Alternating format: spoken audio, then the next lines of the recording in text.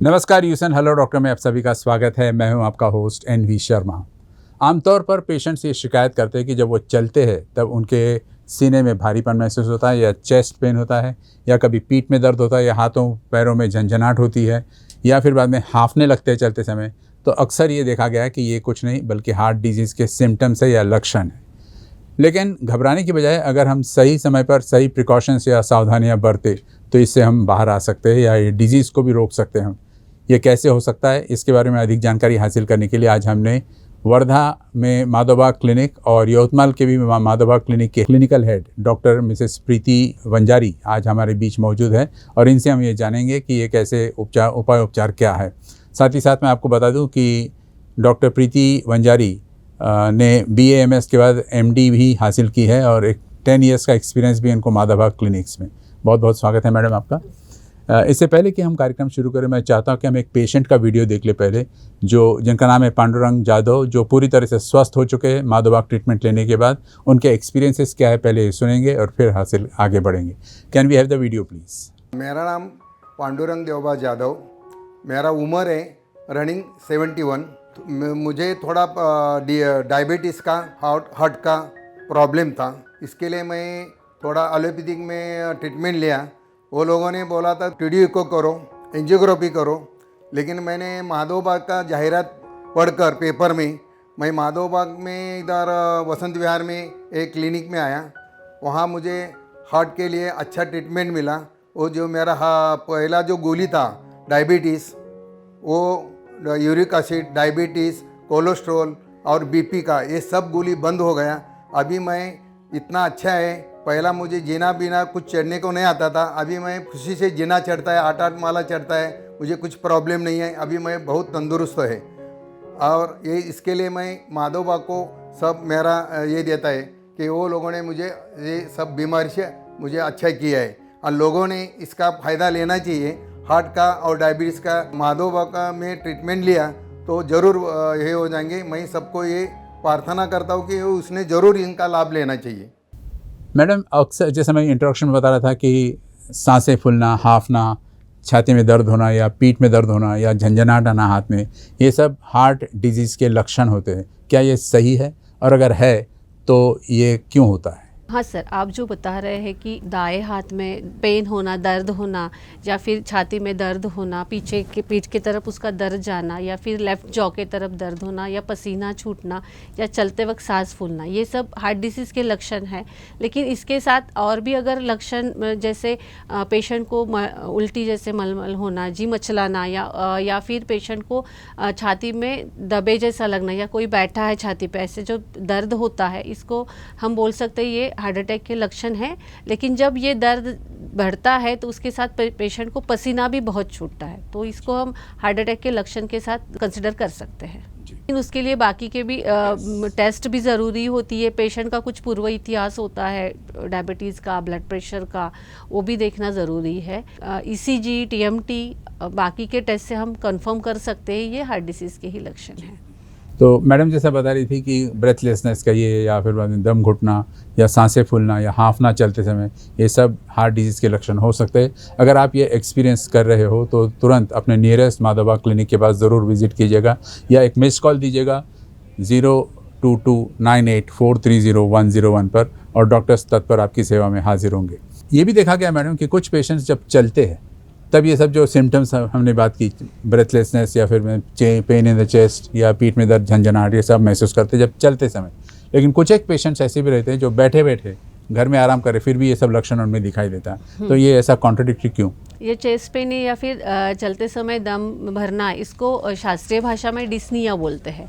तो इसके ग्रेड्स किए हैं, डिस्निया ऑन एक्सर्शन। जैसे पहले किसी को 2 माले या 3 माले चढ़ते हुए सांस फूलती है, फिर उसके बाद 1 माले पे सांस फूलना चालू होता है। किसी को समतल ज़मीन पे भी चलते वक्त सांस फूलती है। जब इसकी सिविरिटी बढ़ती है तो बैठे बैठे भी सांस फूलने लगती है या सीने में दर्द होता है। तो इसका कारण ये होता है कि जैसे हार्ट को ब्लड पंप करना है पूरे शरीर में, तो ये जो ब्लड पंप करते समय उसको खुद को भी खून की ज़रूरत होती है पंपिंग करने के लिए। जब अपनी बॉडी ये हार्ट को पूरा जितना चाहिए उतने प्रमाण में ब्लड नहीं दे पाती है, तब ये सिम्टम्स दिखाई देते हैं पेशेंट्स में। तो इसको बोलते हैं हम अंजाइना या इश्मीया। जैसे हार्ट की जो डिमांड होती है ब्लड सप्लाई की, वो बॉडी जब पूरी नहीं कर पाती, इस केस में ये अंजाइना या इस्चेमिक सिम्टम्स पेशेंट में दिखते हैं। मतलब एक प्रकार से क्या ऐसा मान ले कि ये पेशेंट जो है हार्ट फेलियर की तरफ जा रहा है? हाँ, बोल सकते हैं। उस पे इसीलिए जो न्यूयॉर्क हार्ट एसोसिएशन ने ग्रेड्स किए हैं डिस्निया के, first grade, second grade, third grade and fourth grade, उसके इस पे हम तय कर सकते हैं कि पेशेंट कितना फेलियर में है, लेकिन उसके साथ कुछ इको रिपोर्ट्स, ब्लड टेस्ट भी ज़रूरी होती है। अक्सर ये कुछ टर्म्स होते हैं मैडम, और आम दर्शक भी शायद कंफ्यूज होते होंगे कि heart failure, heart attack, cardiac arrest, ये सब एग्जैक्टली होते क्या है? पहले तो कार्डियक फेलियर यानी हार्ट का पंपिंग, खून पंप करने की जो क्षमता वो कम हो जाती है।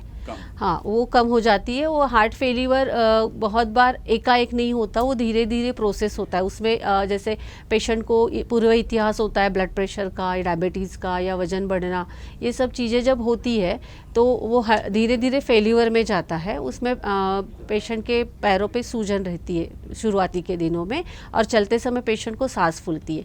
हार्ट अटैक ऐसा होता है कि जैसे ब्लड सर्कुलेशन में एक गुठली बन जाती है खून की कभी कभी, जैसे बोला कि ब्लड प्रेशर ज़्यादा बढ़ गया है पेशेंट को, ब्लॉकेजेस हो गए, या फिर शुगर ज़्यादा बढ़ गई है, या फिर तान तनाव, स्ट्रेस जो आजकल के जीवन में आम है, तो इसके स्ट्रेस के कारण एक गुठली बन गई है। गुठली घूमते घूमते हार्ट के जो कोरोनरी आर्टरीज है, जो हार्ट को ब्लड सप्लाई करती है, उसमें अगर जाके अटक जाती है तो हार्ट मसल्स को जो भी खून और ऑक्सीजन का सप्लाई डेली चाहिए होता है कंटिन्यू, वो नहीं मिल पाता।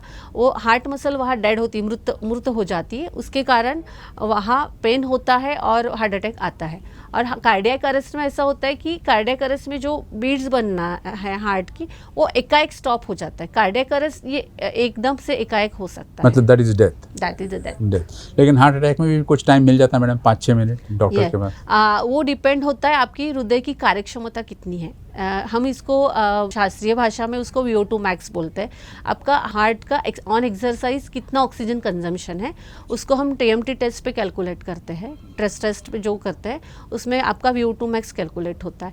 अगर आपका VO2 मैक्स 15 के नीचे होता है तो आपको हार्ट अटैक आने के बाद डेथ या फिर मोर कॉम्प्लिकेशन होने के चांसेस ज़्यादा होते हैं।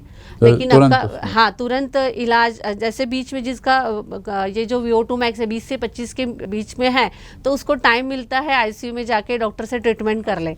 और जिसका VO2 मैक्स अच्छा है तो उसको बहुत कम हार्ट अटैक आने की चांसेस होते हैं। ये भी देखा गया अक्सर कि जब पेशेंट ये सब सिम्टम्स बताता है तो देर रात में जनरली सिम्टम्स होते हैं, सुबह अर्ली इन द मॉर्निंग, तो इसका क्या कनेक्शन है? और ऐसी हालत में पेशेंट्स ने कही है या परिवार वालों ने क्या करनी चाहिए? मोस्टली देखा गया है कि हार्ट अटैक मध्य रात्रि में ज़्यादा आते हैं। इस टाइम पे ऐसा करना चाहिए, पहले तो पेशेंट का ब्लड प्रेशर और उसका पल्स और ऑक्सीजन लेवल ये पेशेंट ने, घर वालों ने चेक करना चाहिए। इसलिए हम बोलते हैं कि सबने अपने घर में फिलहाल तो ब्लड प्रेशर एक इंस्ट्रूमेंट प्लस शुगर कॉमन है और पल्स ऑक्सीमीटर रहना चाहिए।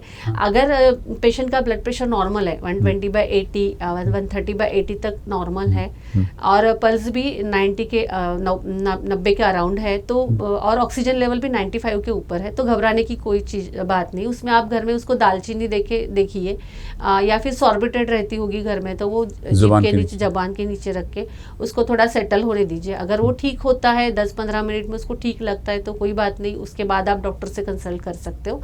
लेकिन अगर ये पैरामीटर्स में कहीं दिक्कत आ रही है या पैरामीटर्स ओके नहीं लग रहे हैं, पेशेंट ज़रा कॉम्प्लिकेशन में जा रहा है ऐसा दिख रहा है, तो जल्द से जल्द अपने डॉक्टर को दिखाना चाहिए। जी, अक्सर ये देखा गया मैडम, जैसे पेशेंट्स जब आते हैं हॉस्पिटल या ट्रीटमेंट या डेथ हो गई रहती, उनके परिजन जो है वो अक्सर ये कहते हैं कि सुबह उठे, मुंह धोए, पेपर पढ़ने बैठे और अचानक वो कोलैप्स हो गए। तो ये अचानक क्यों होता है? सर ऐसा होता है कि हार्ट अटैक ऐसा अचानक होने से पहले कुछ ना कुछ लक्षण शरीर में दिखाई देते हैं मोस्ट ऑफ द टाइम। जैसे किसी को पूरा इतिहास होता है डायबिटीज़ का, ब्लड प्रेशर का, या फिर उसको कभी ना कभी दम लगना चालू होता है, हाँफना, सांस फूलना, या फिर उनको ऐसा होता है कि कभी कभी छाती में दर्द होता है, लेकिन उसको कहीं तो भी अनदेखा किया जाता है। अगर ये अनदेखा किया गया और अंदर के अंदर उसके कॉम्प्लिकेशंस अगर बढ़ गए तो फिर ऐसे सिम्टम्स या फिर ऐसे एकाएक हार्ट अटैक के चांसेस बढ़ जाते हैं। हाँ। जी, हम अपने दर्शकों को बता दें कि माधवबाग एक न्यू उपक्रम लेके आए जिसको कहते हैं HSPP, मतलब हार्ट का जो शक्ति है, हार्ट शक्ति प्लस प्लान, ये नाम है और इसके ज़रिए आपके हार्ट का कंप्लीट डायग्नोसिस या केयर किया जा सकता है। ये भी पता लगाया जा सकता है कि आपका internal condition of the heart कितना डैमेज हो चुका है और किस स्टेज में है, ये बताया जा सकता है। अलावा इनके पास पैथोलॉजी टेस्ट भी है, जैसे तुरंत हार्ट को लेकर या हार्ट डैमेज को लेकर ये आंका जाता है कि क्या एग्जैक्टली उसकी स्थिति है। अगर आप जानना चाहते हो कि आपके हार्ट की कंडीशन क्या है तो एक मिस्ड कॉल ज़रूर दीजिएगा 022489300101 पर और डॉक्टर्स के साथ संपर्क में रहिए। MB clinics all over India, करीब 250 से ज़्यादा क्लिनिक्स है।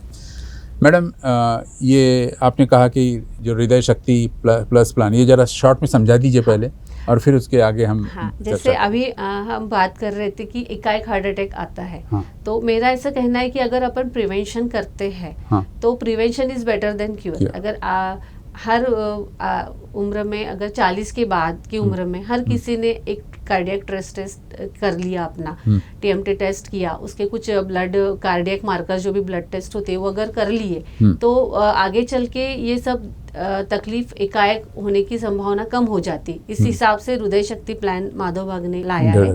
इसमें एक टेस्ट रहेगी पेशेंट को, फॉलोअप में एक पंचकर्मा रहेगा, उसमें कुछ ब्लड इन्वेस्टिगेशंस है जो आंतरिक कुछ भी खराबी है क्या शरीर में वो भी दिखाएंगे, और हार्ट और हार्ट के रिलेटेड और कोई सिम्टम्स बॉडी में कुछ तैयार हो रहे क्या, इसके बारे में हम जान सकते हैं। ब्लड टेस्ट की बात की आपने, तो ब्लड टेस्ट को कैसे इवेल्युएट कर सकते हैं हम कि internal condition of the heart क्या है और कौन कौन सी सावधानी उस समय बरतनी चाहिए?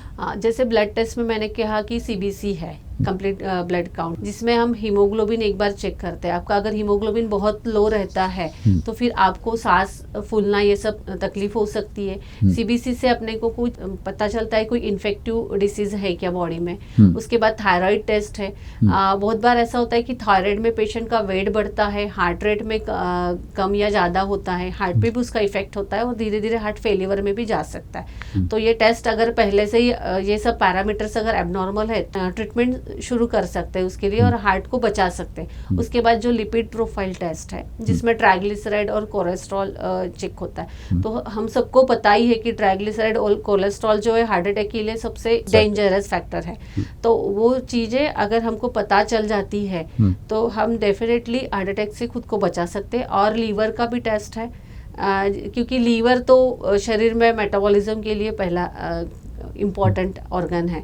तो अगर लीवर तुम्हारा स्वस्थ है तो आगे चल के कोलेस्ट्रॉल भी या ट्राइग्लिसराइड की लेवल भी कंट्रोल रह सकते हैं। उसके बाद उसमें किडनी का टेस्ट होता है, जैसे हाई ब्लड प्रेशर से या लॉन्ग टर्म हार्ट के कारण किडनी पे भी इफेक्ट होता है। तो ये जो किडनी की क्रिएटिनिन टेस्ट है, इससे हमें पता चलता है कि अपने किडनी भी हेल्दी है। मतलब एक ओवरऑल जांच हो जाती है बॉडी की और उस बेसिस पर आप लोग फर्दर डायग्नोसिस करते हो। ये हृदय शक्ति प्लस प्लान की बात की आपने, ये तो एक कन्फर्मेटरी टेस्ट है कि हार्ट की कंडीशन क्या है, internal condition of the heart क्या है, साथ साथ में आपने कुछ ब्लड टेस्ट के बारे में बात की। तो ये सब अगर कंफर्म करे कि पेशेंट की हालत ठीक नहीं हो, हार्ट डिजीज़ की तरफ जा रहा है वो, तो what should be the next step? अगर ऐसे कुछ दिखता है कि टेस्ट में कुछ चेंजेस आते हैं या फिर ब्लड इन्वेस्टिगेशन में चेंजेस आते हैं, तो पहला तो है ये सब लाइफस्टाइल डिसऑर्डर है। तो पहले तो खुद से शुरुआत ज़रूरी है कि आप होम रेमेडी में जैसे अपने घर में क्या कर सकते हैं हम लोग। तो रोज़ 45 मिनट सुबह वॉक खाली पेट, वो सबसे ज़रूरी। फिर आप योगा आपके लाइफ में ऐड कर सकते हैं। उसके बाद एरोबिक्स एक्सरसाइजेस है और सबसे तो इम्पोर्टेंट मेडिटेशन जो तान तनाव को कम करेगा। उसके बाद हम जैसे कुछ पेशेंट को ज़रूरत रहे तो संपूर्ण हृदय शुद्धिकरण चिकित्सा एडवाइस करते हैं, जिसमें कुछ पंचकर्मा की चिकित्सा है जिससे हृदय की कार्यक्षमता बढ़ती है, अवरोध के कारण सप्लाई कम हो रहा है ब्लड का वो बढ़ता है। इसके साथ हम पेशेंट्स को डाइट प्लान देते हैं और कुछ पेशेंट को हम डाइट बॉक्स प्रोवाइड करते हैं जो हमारा हाई प्रोटीन लो कार्बोहाइड्रेट और हाई फाइबर वाला डाइट है, जिसमें ऐसे कुछ गुणधर्म है जिससे जो कार्डियक क्षति पहुंच रही है, हार्ट को जो क्षति पहुंच रही है वो ठीक हो जाए, दुरुस्त हो जाए, हार्ट में और डैमेज ना हो। उसके साथ हम पेशेंट को एक MIB पल्स ऐप के भी फैसिलिटीज देते हैं, जिसके साथ पेशेंट डॉक्टर से 24 घंटे कनेक्ट रहता है, मॉनिटर करता है। उन्होंने ब्लड प्रेशर, उनका शुगर, ऐसे कोई ज़रूरी नहीं कि डॉक्टर को पास जाएंगे उनको मिलके ये रिपोर्ट्स दिखाएंगे। अगर उन्होंने वो MIB पल्स ऐप में उनके सब आंकड़े डाल दिए, डिजिट डाल दिए रिपोर्ट के, तो उनके 1 मिनट में डॉक्टर के पास वो रिपोर्ट्स आ जाते हैं। इसके साथ हमारी कॉम्प्लायंस टीम रहती है जो डाइट के के लिए, एक्सरसाइज के लिए कंटिन्यूस पेशेंट को फॉलोअप में लेती है। और MIB पल्स ऐप में आपको डेली लाइव योगा घर बैठे, इवन आपके स्पेशल हेल्थ के हिसाब से आपको स्पेशल एक्सरसाइज प्लान भी वहाँ आपके मोबाइल में अवेलेबल रहता है। जी, आपने चलते थे कुछ बात कही मैडम पंचकर्म, और जहाँ आयुर्वेद है तो वहाँ पंचकर्म तो होना ही है। तो हमारे दर्शकों के बेनिफिट के लिए ज़रा संक्षिप्त में बताइए कि पंचकर्म के 5 तंत्र कौन से हैं? पंचकर्म में हमारे यहाँ जो माधोबाग में होता है उसमें एक स्नेहन होता है, जिसमें एक स्पेशल ऑयल से मसाज की जाती है। तो इसमें जो ऑयल यूज होता है सेंट्रीपिटल ओलिएशन या स्नेहन बोलते हैं, जिसमें बॉडी में ऑयल से मसाज की जाती है, टुवर्ड्स हार्ट इसकी मसाज होती है। इसमें ब्लड वेसल्स में जो खिंचाव होता है उसको कम होता है, टुवर्ड्स हार्ट ब्लड फ्लो बढ़ता है, और मसाज के कारण मेंटल रिलैक्सेशन भी मिलता है। उसके बाद उसमें स्वेदन होता है, एक स्पेसिफिक काढ़े की भाप दी जाती है पेशेंट को, जिसमें शरीर में जमा हुए टॉक्सिन्स या फिर जो सोडियम है वो सब बाहर निकलते, शरीर में एक्सेस हुआ पानी वो भी बाहर आता है। और पेशेंट को हृदय धारा दी जाती है, जैसे हाँफता है पेशेंट, सांस फूलती है तो उसके respiratory muscles plus cardiac muscle को ताकत देने के लिए हृदय धारा दी जाती है। औषधि युक्त काढ़े की धार हृदय पे डाली जाती है, जिससे पेशेंट का हाँफना कम होता है। और एक पर रेक्टल ड्रग एडमिनिस्ट्रेशन यानी एनिमा बस्ती दी जाती है, जो कार्डियक मसल्स की कॉन्ट्रैक्टिबिलिटी बढ़ाती है और लिपिड लेवल कंट्रोल करने के लिए मदद होती है। और इसके साथ आहार और पेशेंट का विहार यानी एक्सरसाइज, सब चीज़ों का हम प्लान करते हैं। आप लोग पर्सनली मॉनिटर करते, कुछ रेजिडेंशियल ट्रीटमेंट है इसका? हाँ, रेजिडेंशियल ट्रीटमेंट हॉस्पिटल्स में होता है उसका।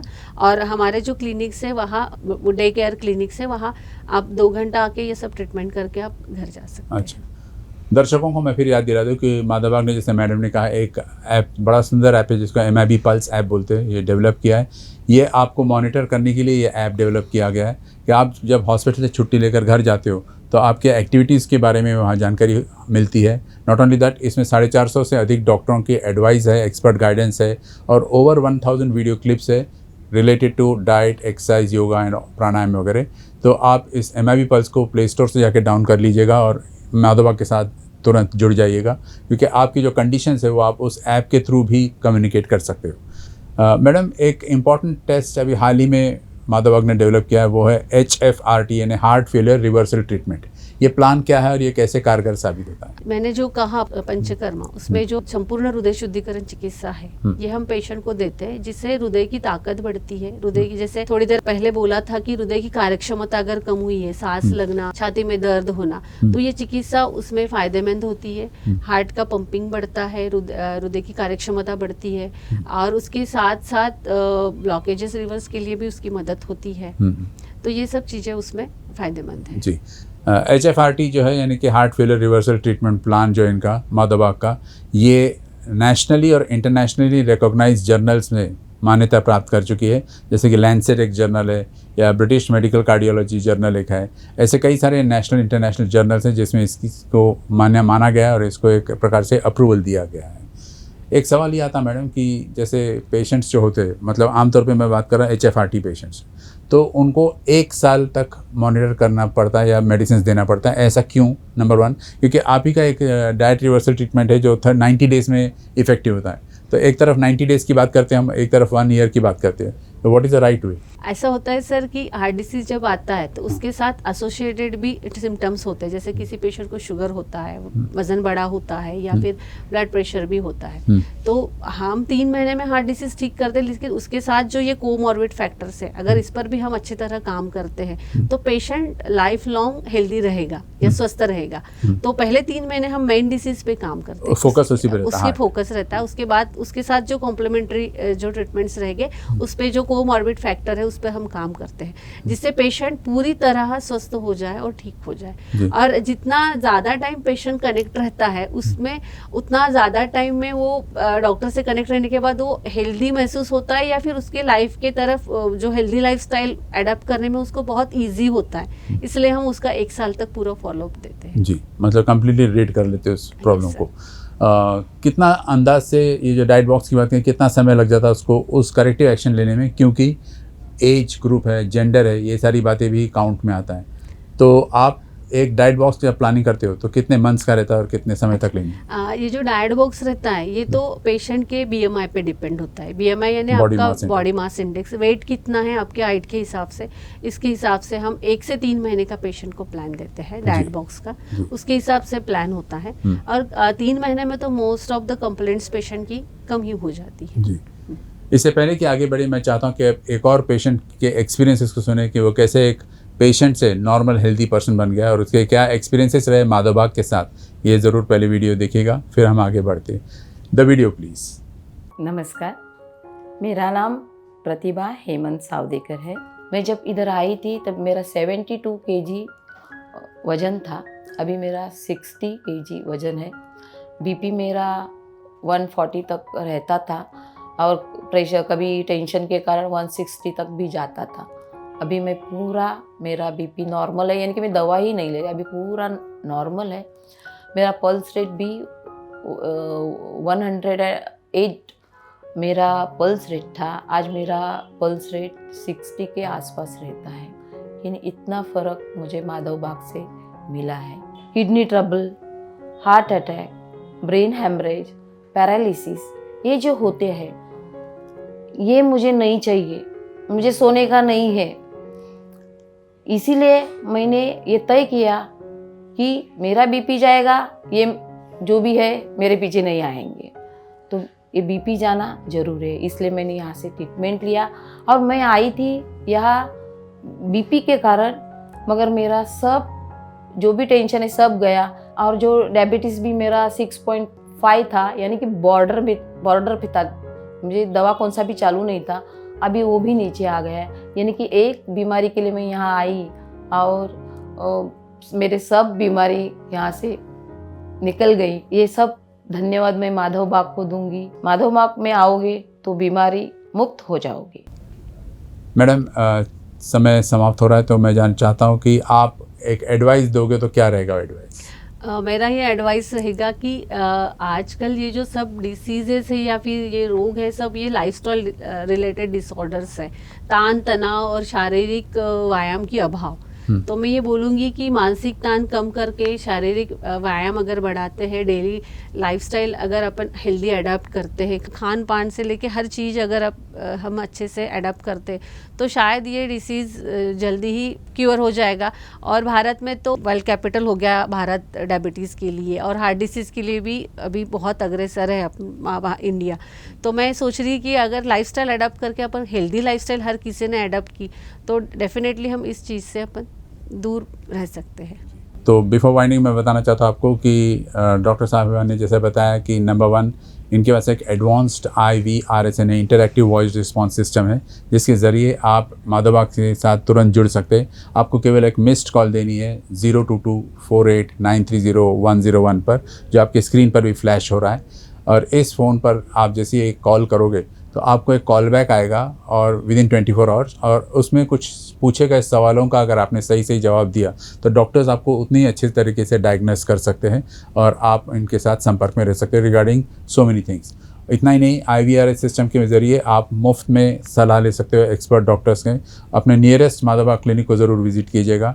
अलावा इसके मैडम ने जैसे कहा कि हृदय शक्ति प्लस प्लान, इससे आपके internal conditions of the heart क्या है, कितना डैमेज पहुंच चुका है, कितना डैमेज अभी हार्ट सहन कर पाएगा, ये सारी बातें मैडम ने उसमें समझा है। हार्ट अटैक क्या है, हार्ट डिजीज़ क्या है, या फिर हार्ट फेलियर क्या है, या कार्डियक अरेस्ट क्या है, इसके बारे में मैडम ने बहुत अच्छी जानकारी दी। और अलावा इसके इनका एक कॉपीराइट प्रोसीजर है HFRT, जो नेशनल और इंटरनेशनल जर्नल्स में भी रिकॉग्नाइज किया गया है और मान्यता प्राप्त ऐसे मेथड से ही ये ट्रीटमेंट देते हैं। और इनका एक कॉपीराइटेड प्रोसीजर है जो काफ़ी कारगर साबित हुआ। ओवर 30,000 पेशेंट्स को लाभ मिला है। अगर आप भी इन प्रॉब्लम से ग्रसित हो तो एक मिस्ड कॉल दीजिएगा 02248930101 पर, and doctors will be happy to help you through Madhav Bagh IVRS system. Thank you very much, madam, for coming. It was a pleasure talking to you. Thank you, sir.